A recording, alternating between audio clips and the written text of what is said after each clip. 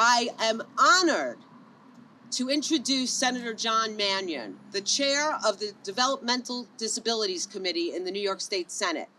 Since his appointment or election to that position, we have seen a shift. We have seen someone who is willing to talk to us, to be willing to hear what's really happening, and to actually follow up and deal with it, and to try to make changes that will help.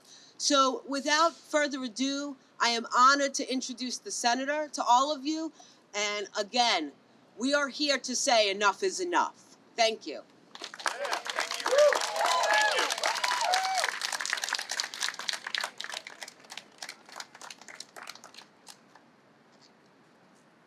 Can you hear me out there? Can you hear me out there? They need to hear you up there, kids. They need to hear you up there. Everybody here knows this. They know what the problem is. They know the root of the problem. It's because we have not valued this community. We have underfunded it for years and years and years. And here's where we sit, and no one is surprised. We have to value the people that do the work.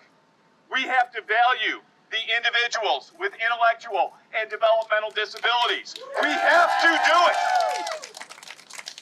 You hear the phrase SOS, SOS. You know why you hear it?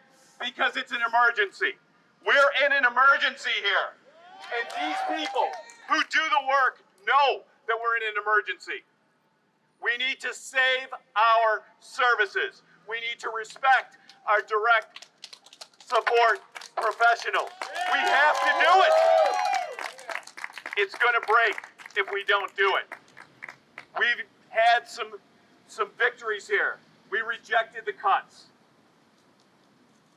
We gained the first cost of living adjustment in over a decade. We fought to make sure that those federal dollars that are coming are going right to the people that do the work. But that is not enough. Not enough. We need a change in the mindset. We need a shift. We need to make sure that we value the people with developmental disabilities and that we value the people that do the work. When I say save our, you say services. Save our! Services! Save our! Services! What are we in? We're in an emergency. This is an emergency situation, and it has to be fixed. It has to be fixed with a different mindset. It must be fixed because the people of New York State are depending on it. The people who work with the people of New York State are depending on it, and the family members of the people that love their family members, they're depending on it. It has to happen. It has to happen. What are we in? I should have gave you a heads up. I was a teacher in a classroom for 28 years. I know when I'm wrong and when my students are wrong.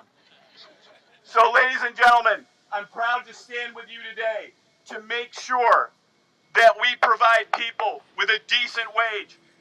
Not just today, not just tomorrow, but years into the future. So we're not back here in 2 years or 5 or 10 saying, why don't we have enough people at the day programs? Why don't we have enough people in the residential facilities?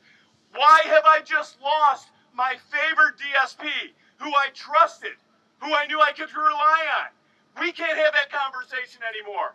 And we're going to make sure. And one step is today in a hearing, but that's just one step. We made a couple little steps. We have to change the mindset in New York State. And Governor Hochul, she is working with people. We've seen already that she's working. She's listening. She's listening to leaders. She's listening to the people who are the boots on the ground. And we ask her to listen to us today. So one more time, when I say save our, you say services. Save our. Services. Save our. Services. Let's go. Let's fund these programs the way